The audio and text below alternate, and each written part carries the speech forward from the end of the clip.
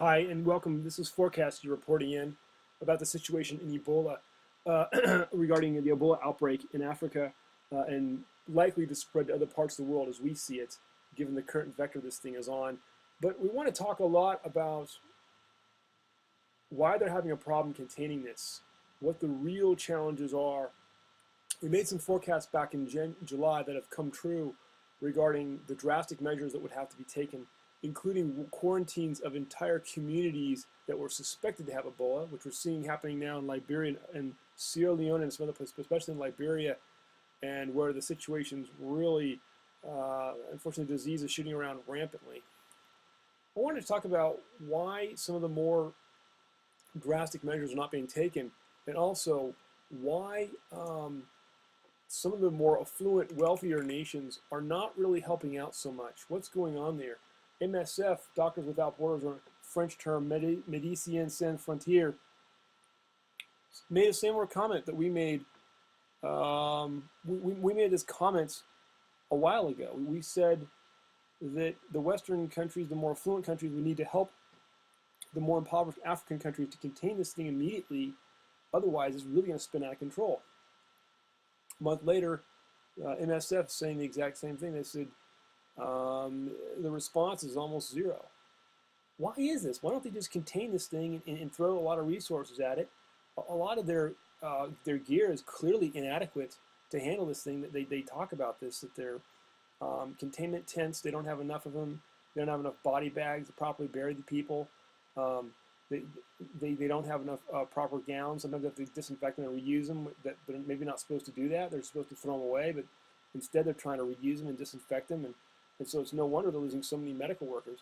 Well, why isn't the West doing more to help out? We really need to contain this thing before it comes here.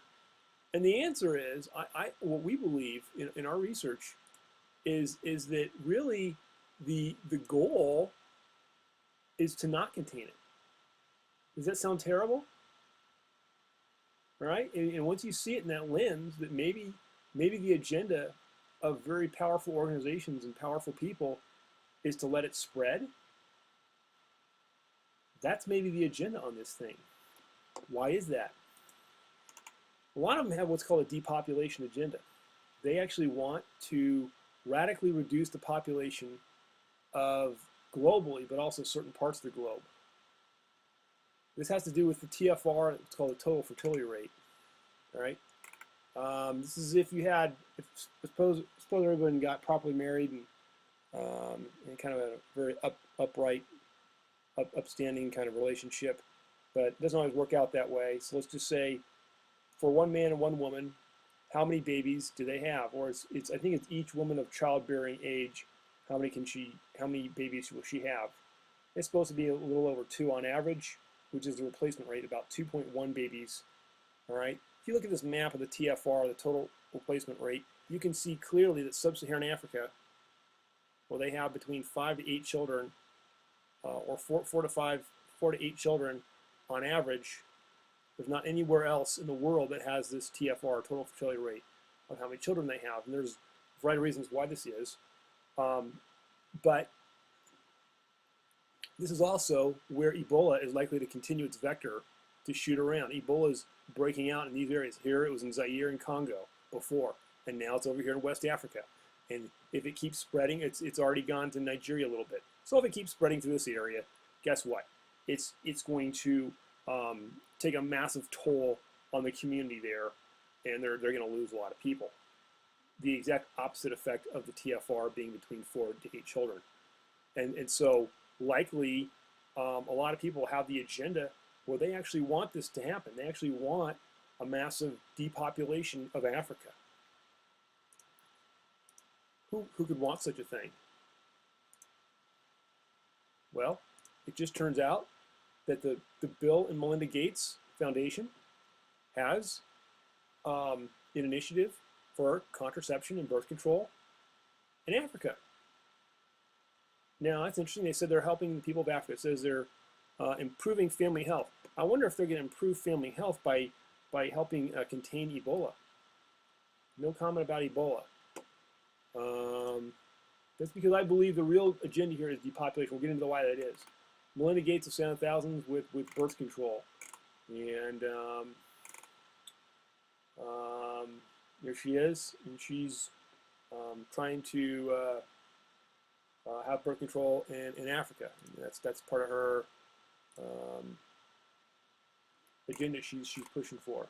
And you can talk about whether that's good or bad. Okay, then there's also it's a drug called Depo-Provera, and I don't know a lot about it.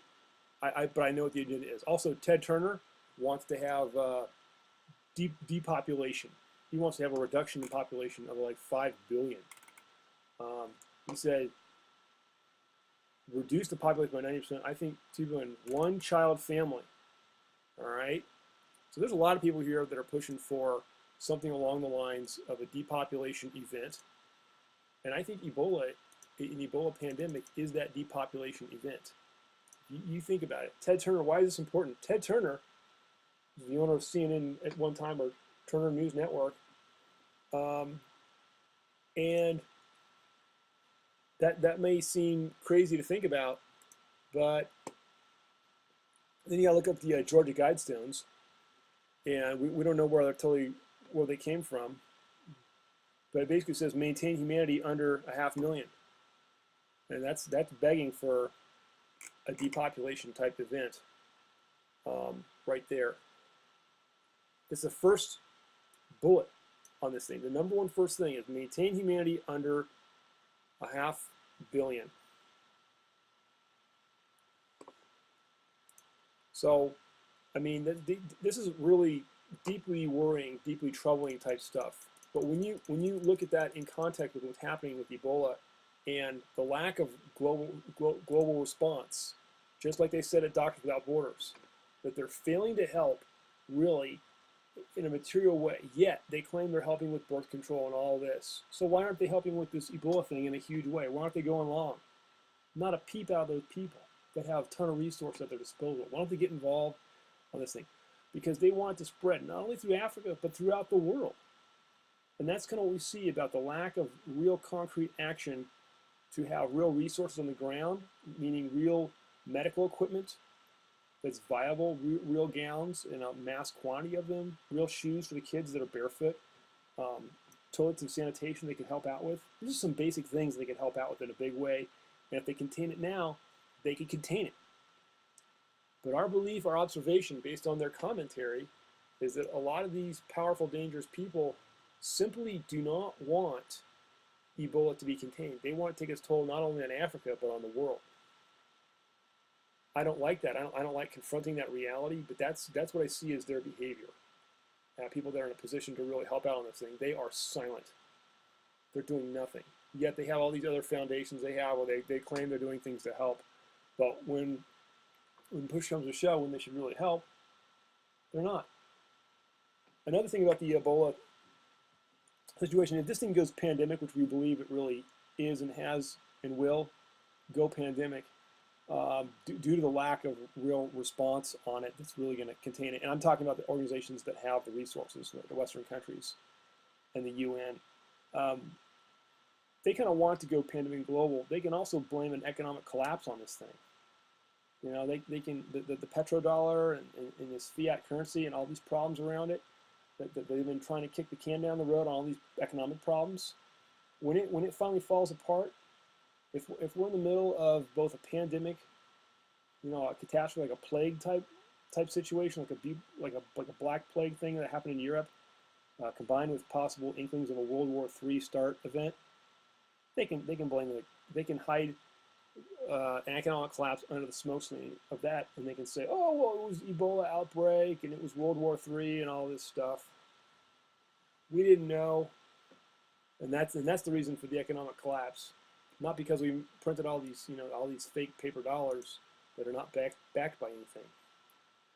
So I think we need to get ready here in the United States and the Western world, but we also need to raise the red flag about the danger of this thing, and we need to work with these countries to really contain this thing now, meaning helping them out with the medical equipment that they need to contain it now while we still can, The glimmer of hope on this thing is what's happening in Gambia.